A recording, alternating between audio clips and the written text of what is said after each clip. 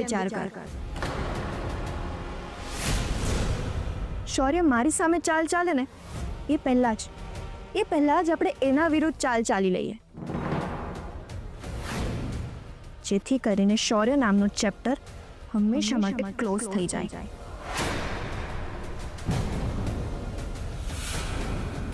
તો કંઈક મોટી ચાલ વિચારવી પડશે. તો વિચાર કર ડેવિલ.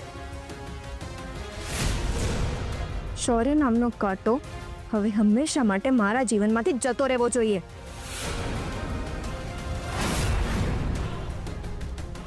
ઠીક છે, મને થોડું વિચારવા દે. થોડું નહીં, વધારે વિચાર અને જલ્દી વિચાર. શૌર્યને જવાબ આપવાનો સમય હવે આવી ગયો છે. આ વખતે ગેમ મારી હશે, પણ એન્ડ શૌર્યનો. ઠીક છે.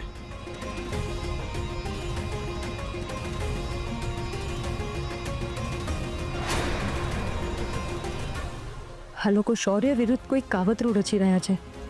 હે ભગવાન, હું અંદર જઈને કિયારાને બોલાવીશ તો એને શંકા થશે કે ક્યાંક હું દરવાજા પાસે ઊભી રહીને સાંભળતી તો નહોતી.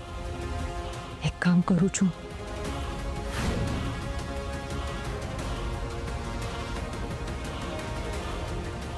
કિયારા, કિયારા તું ક્યાં છે? ઓ કિયારા! હું ખોડ, દરવાજો ખુલ્લો હતો. ક્યાંક વર્ષાબેને બધું સાંભળી તો નહીં લીધું હોય ને?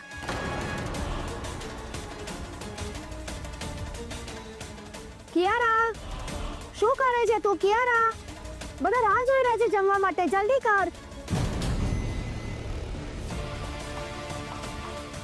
દૂર છે, એનો અર્થ એમને કંઈ નથી સાંભળ્યું. હા, 2 મિનિટ આવી.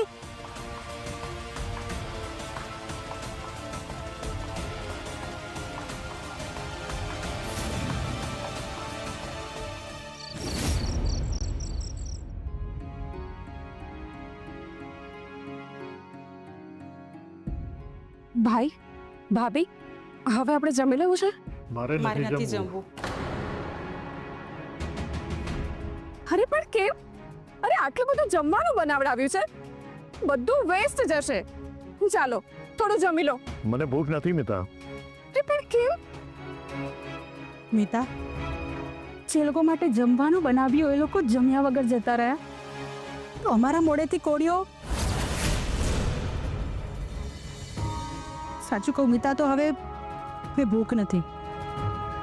અરે પણ ભાભી, એ લોકો જમ્યા વગર ગયા છે, એ કઈ ભૂખ્યા નથી રહેવાના. અને આપણે એ લોકોને પહેલા જ કહ્યું હોત કે અમારા ઘરે આવીને જમજો, તે લોકો ઘરે કઈ ના આવ્યા હોત ને. એમાં એ લોકોનો શું વાંક છે? હા મિતા, હું ક્યાં કહું છું કે એ લોકોનો વાંક છે, પણ સાચે કહું તો હવે નથી જમવું. એક કામ કર, તું જમી લે જા.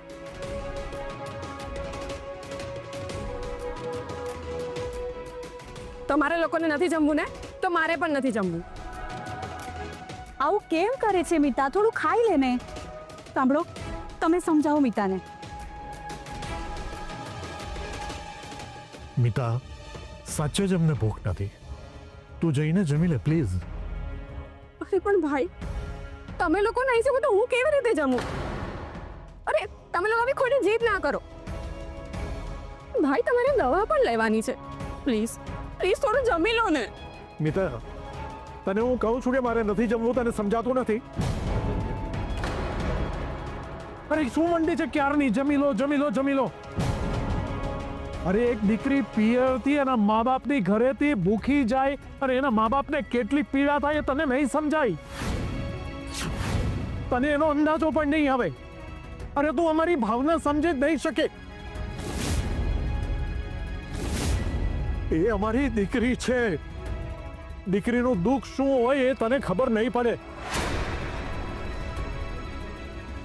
અરે તારે કોઈ સંતાન હોત ને તો તને આ પીડા સમજાની હોત.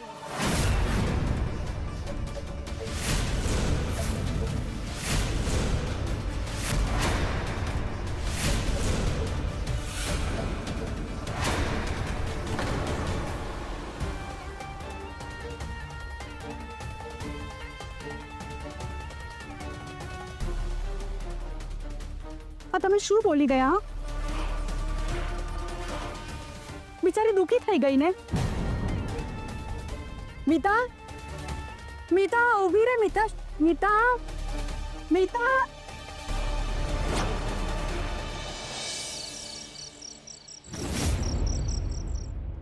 મીના, મારું જમવાનું પીરસ તો.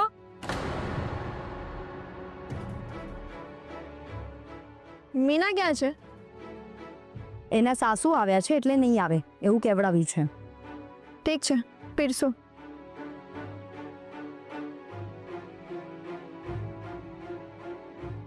સાસુ, મને તો એ નથી સમજાતું કે આજકાલની છોકરીઓ સાસુથી આટલી ડરતી શું કામ હશે? એ ડરતી નથી, પણ એ એની સાસુની રિસ્પેક્ટ કરે છે. બધા તારા જેવા ના હોય. હે યુ, મારા જેવા એટલે? What do you mean? જો તમને મારાથી આટલો જ પ્રોબ્લેમ હોય ને તો અહીંયા શું કામ પડ્યા છો? જાઓ ને, તમારા સાસુ પાસે જાઓ અને જઈને એમની સેવા કરો.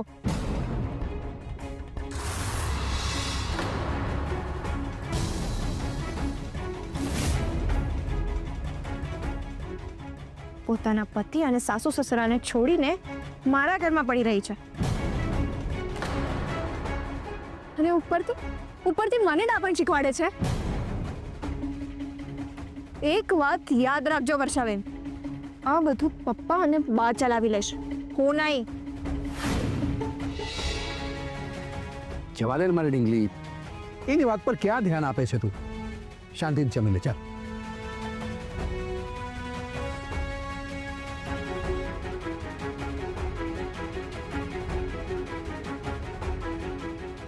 ખબર નહીં, લોકોનું ખરાબ વિચારીને લોકોને કોળીઓ કેવી રીતે ગળે ઉતરે છે ને રામ જાણે.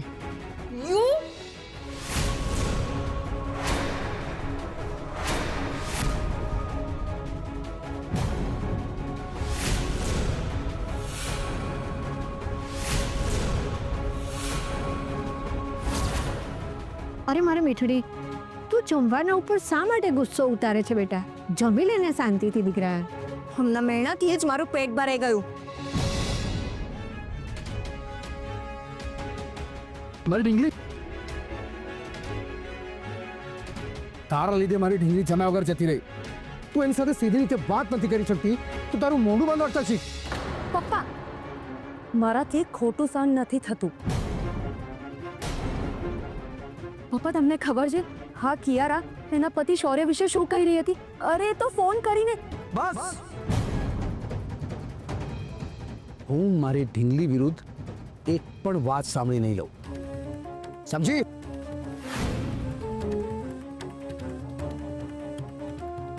પપ્પા, બા તમે તો સાંભળો. બા,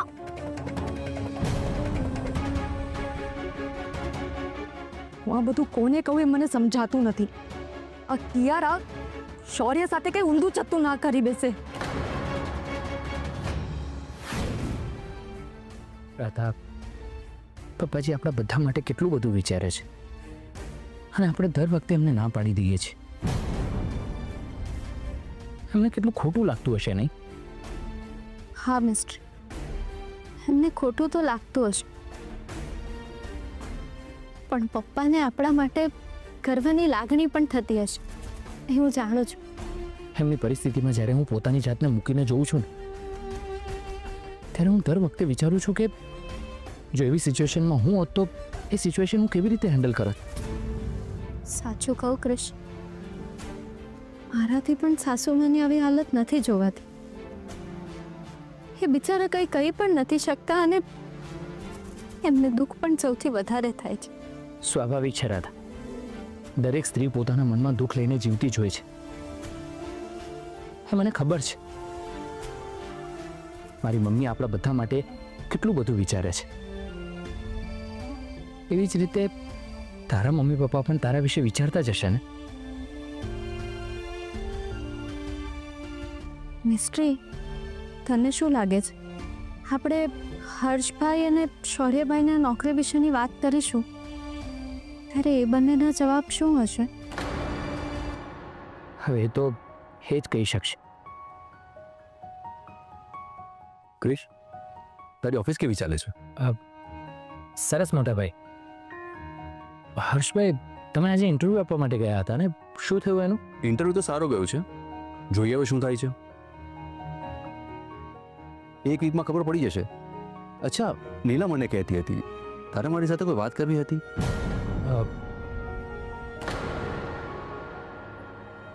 હા મોટા ભાઈ. તો જમતી વખતે કેમ કંઈ નહીં બોલ્યો? ત્યાં મમ્મી હતી અને મમ્મી સામે વાત નહોતો કરવા માંગતો. ઓહ, એવું છે. ઠીક છે, હવે કે તમારી અને શૌર્ય બંને સાથે વાત કરવી છે.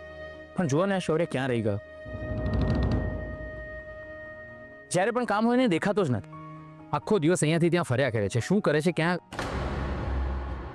અરે ભાઈ, હું ક્યાં જવાનો હતો? હું તો તમારી સામે જોઉં છું, તમને દેખાતો નથી, બસ એટલું જ છે. ચાલ હવે, ક્યાં હતો અત્યાર સુધી? હા, જમતી વખતે અમે બધાએ તારી કેટલી રાહ જોઈ ખબર છે?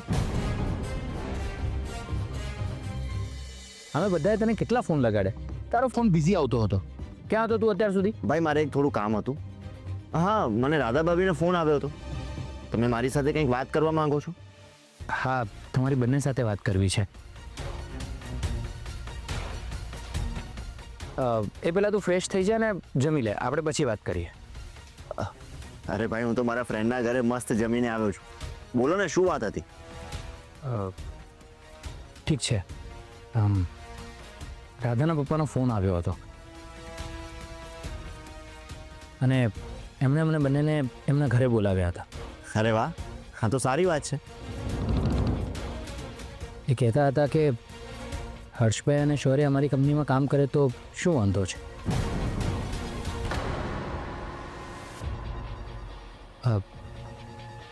એમની કંપનીમાં સારી એવી પોઝિશન પર પોસ્ટ ખાલી છે.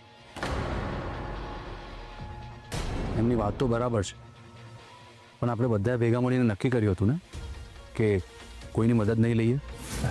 હા મોટા ભાઈ, મેં પણ એમને એ જ વાત સમજાવી, પણ એ માનવા તૈયાર જ નહોતા.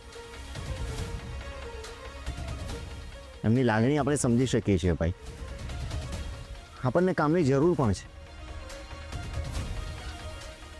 હા, તમને બંનેને કામની જરૂર છે એ વાત અમે જાણીએ છીએ, પણ સાથે સાથે વાત આપણા સ્વાભિમાનની પણ છે. મારા મમ્મી પપ્પાના મનમાં કંઈ જ નથી, હું બરાબર જાણું છું, પણ એમની આસપાસ એવા ઘણા બધા લોકો છે જે આ વાતને ઊંધી રીતે જોશે. રાધાની વાત સાચી છે. એમણે આપણે જે ઓફર આપી એની આપણે રિસ્પેક્ટ કરવી જોઈએ. પણ મારું મન નથી માનતું કે આવા સંજોગોમાં હું એમની કંપનીમાં જઈને કામ કરું.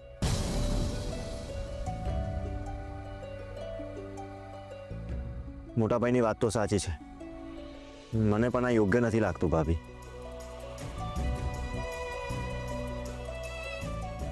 રાધા, તારા મમ્મી પપ્પાની અમારા માટે જે લાગણી છે અમે સમજી શકીએ છીએ,